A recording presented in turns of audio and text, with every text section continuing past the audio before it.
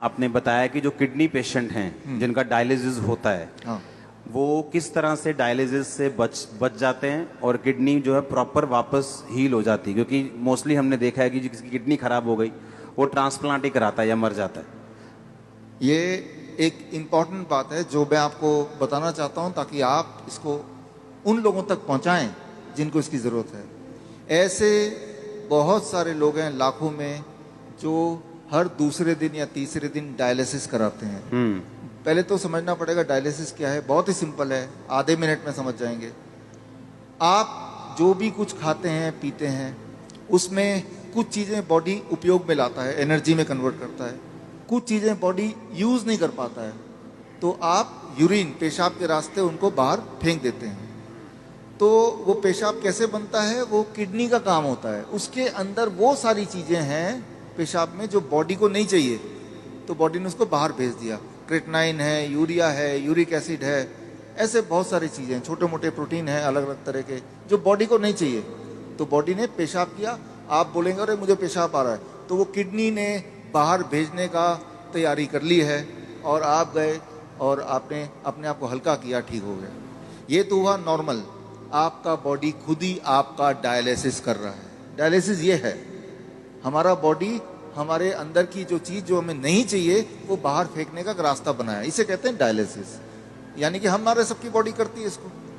अगर वो करना बंद कर दे, किडनी अपना काम करना बंद कर दे, अब जब मैं पानी पी रहा हूँ और बॉडी को उनमें से कई सारी चीज़ नहीं चाहिए लेकिन बाहर का रास्ता बंद है, तो बॉडी क्या करेगा, गुब्बारे की तरह, बैलून की तरह उस पानी को, उस फ्लूइड को बॉडी में ही इकट्ठा होता रहेगा।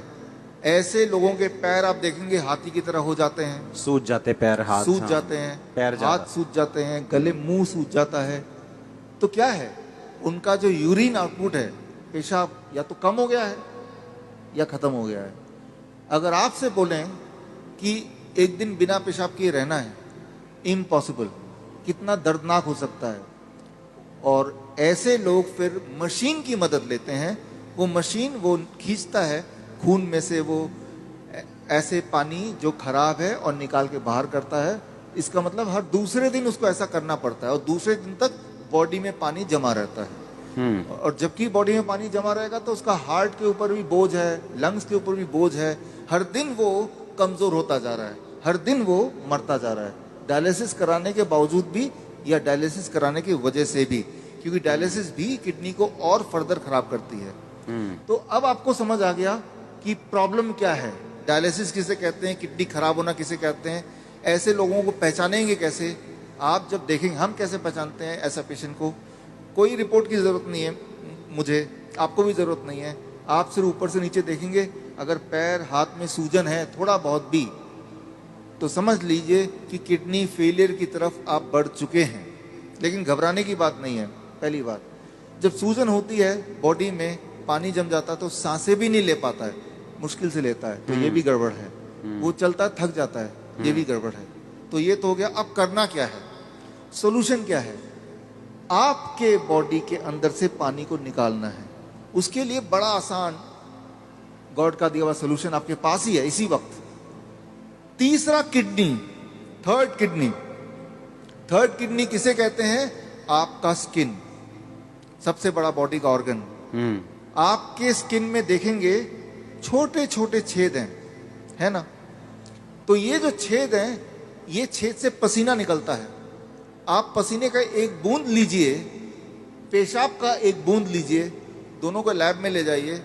अब पूछिए कि इसमें क्या है। पेशाब के एक बूंद में क्रेटनाइन, यूरिया, यूरिक एसिड, वो सारा कुछ मिलेगा जो पसीने के एक बूंद में मिलेगा। अच्छा, हाँ, यानी कि पसीना और पेशाब सेम है, अलग अलग नहीं है, बिल्कुल सेम है। केमिकल कॉम्पोजिशन दोनों का सेम है। उसमें भी सोडियम है, उसमें भी सोडियम है, उसमें भी पोटेशियम, उसमें भी पोटेशियम है। आपका पसीना एक तरह से बॉडी का पेशाब का ही एक और फॉर्म है। आपका जो स्किन है, ये भी भगवान का बनाया हुआ इमरजेंसी किडनी है, इमरजेंसी किडनी। तो उस इंसान का जिसके दोनों किडनी खराब हो गए, अब क्या करेंगे, ये जो स्टेपनी है, मैं इसको स्टेपनी बोलता हूँ। आपकी गाड़ी का एक टायर पंचर हो गया, आप स्टेपनी यूज करते ना, तो हम बोलते हैं कि ये स्किन को यूज कर लो, स्किन से बाहर निकाल दो। अब सवाल आता है स्किन से कैसे निकालें। स्किन से निकालने के तरीके, अभी बाथटब का वीडियो प्लीज चला दें। ओके, चलाओ वीडियो बाथटब का। हमारे हॉस्पिटल में, हिम्स हॉस्पिटल है, डेराबस्सी में है, अभी जलंधर में भी खुल गया है। आप देखिए यहाँ पे वीडियो। ये जो लोग आप देख रहे हैं, ये पानी के टब में बैठे हुए हैं। पानी का टेम्परेचर याद रखिएगा 40 डिग्री सेल्सियस पे है। पानी गले तक है। गले तक पानी अगर हो, उसका टेम्परेचर अगर 40 डिग्री सेल्सियस मेंटेन कर पाए, और ये लोग अगर 2 घंटे बैठ पाए, तो 2 घंटे के अंदर 2 घंटे सुबह शाम के एक बार या फिर 1-1 घंटा 2 बार। अच्छा, ऐसा करने से, ये सारे किडनी पेशेंट हैं, ये वो पेशेंट हैं जो हर दूसरे तीसरे दिन डायलिसिस कराने जाते थे, लेकिन अब वो जाते नहीं हैं। क्यों? क्योंकि वो अब ऐसा करते हैं, इससे उनकी तीसरी किडनी से वो सारा जो मल है जो पेशाब के रास्ते नहीं निकल पा रहा था, वो निकल जाता है। पहली बात। दूसरी बात, और ऐसे टब में, कोई भी टब में बैठ जाना है, कोई भी टब में, कोई भी टब हो, और उसमें जो पानी है उसे 40 डिग्री पे ही रखना है। 40 डिग्री पे रखना। और नापना कैसे? थर्मामीटर से। थर्मोमीटर आप 150-200 रुपए का मिल जाएगा। पानी नापने वाला, जो पानी नापने वाला स्पेशल थर्मामीटर, स्पेशल थर्मोमीटर 150-200 में मिल जाएगा। हाँ, कहीं उसको चेक करते रहना कि वो 40 डिग्री पे मेंटेन रहे। अगर कम हो गया, गर्म पानी डाल लेना है, गर्म पानी डाल देना, 2 घंटे बैठना है। 2 घंटे बैठना है। ये टेम्परेरी सोल्यूशन है कि किडनी हील भी होगी? इसमें मैं आता हूँ। हाँ, ये किडनी हील होगी, लेकिन कैसे?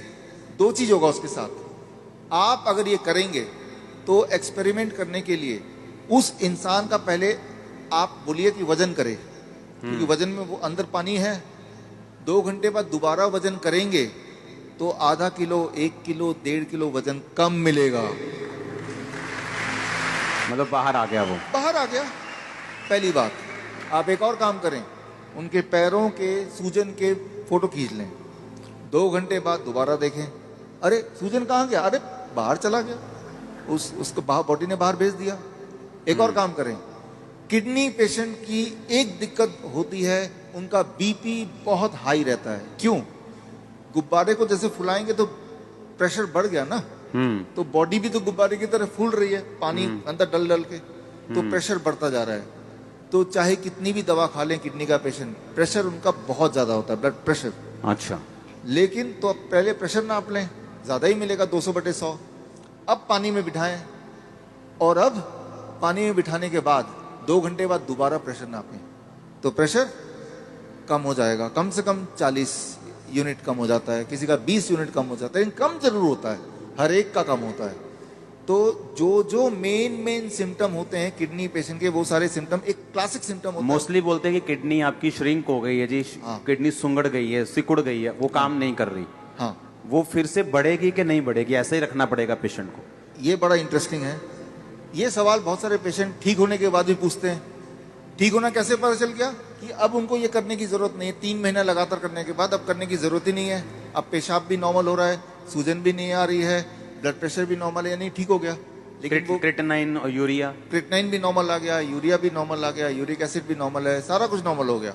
हाँ, ब्रीदिंग भी नॉर्मल है। साइज किडनी का। अब आता है साइज। तो साइज के लिए वो बोलता है तो डीटीपीए स्कैन करने बोलते हैं। हालांकि हम रिकमेंड नहीं करते, लेकिन स्कैन कराते हैं। तो पहले वाला साइज उसके पास था, पहले भी स्कैन कराया था, 3 महीने बाद दोबारा स्कैन कराते हैं। तो स्कैन में वो साइज बढ़ी हुई दिखाई देती है, मतलब वो किडनी जो है वो बढ़ चुकी है, फिर से साइज उसका अच्छा हो रहा है, अच्छा हो गया। और ये स्कैनिंग बताती है। हाँ, और वो जो स्कैनिंग बताती है, वो स्कैन पहले और बाद के वो किताब में है। और ये किताब मैं चाहता हूँ कि आपके हाथों से इसका लॉन्च हो जाए। हाँ, ठीक है। हाँ, और ये जो किताब को बनाने में, ऑब्जर्वेशन स्टडी में जिन्होंने मुख्य भूमिका निभाई है, हमारे डॉक्टर संजीव सूद जी हैं। आप भी एक बार आ जाएं। डॉक्टर गगन है, ये भी आ जाएं। दयानंद आयुर्वेदिक कॉलेज में इन्होंने हमारे साथ मिलके हमें मदद करते हुए इस चीज को दुनिया तक पहुंचाने के लिए काम किया। प्लीज आ जाएं। Doctor Anu, please come. किताबें और भी हैं, 2 ले आते हैं। इसका नाम है प्रत्यारोपण, यानी किडनी ट्रांसप्लांट का अंत। किडनी, आपकी खुद की किडनी ही काम करेगी, किसी और की किडनी की कोई आवश्यकता नहीं है। भगवान का दिया हुआ किडनी, उसी को स्टार्ट करना है, उसी को काम करना है। तारीफ करो सब। Thank you, thank you, thank you. अच्छा, हमने कितने ऐसे लोग आपके लोग मोहल्ले में ऐसे आपने देखे होंगे जो किडनी ट्रांसप्लांट नहीं करा सकते, डायलिसिस नहीं करा सकते, मर जाते हैं। देखे कि नहीं देखे? चर्च में हील होते हमने देखे हैं, लेकिन जो बहुत से लोग हैं जो यीशु मसीह को नहीं जानते, हमने हॉस्पिटल्स में देखा है। मेरे फ्रेंड्स हैं जो हॉस्पिटल्स चलाते हैं चैरिटेबल, वो बताते हैं कि किडनी पेशेंट किस तरह से आते हैं और उनके पास मशीन्स नहीं है, उनके पास स्ट्रक्चर नहीं है और लोग ऐसे ही मर रहे हैं। और देखो, जब डाइट का जिक्र होता है तो यकीन नहीं होता कि डाइट से कैसे कोई हील हो सकता है, और ये भी यकीन नहीं हो रहा कि बाथटब में बैठ के या ऐसे ऐसे करके कैसे कोई हील हो सकता। और उसको खाना क्या है किडनी पेशेंट को? सेम DIP डाइट प्लस ये जो मैंने बताया, ये 2 घंटे बैठना है। 2 घंटे बैठना है। कई बार लोग 2 घंटे नहीं बैठ पाते, तो 1 घंटा करके 2 बार बैठ लिया। कई बार 1 घंटा भी नहीं बैठ पाते, चलो 40 मिनट करके 3 बार बैठ गए।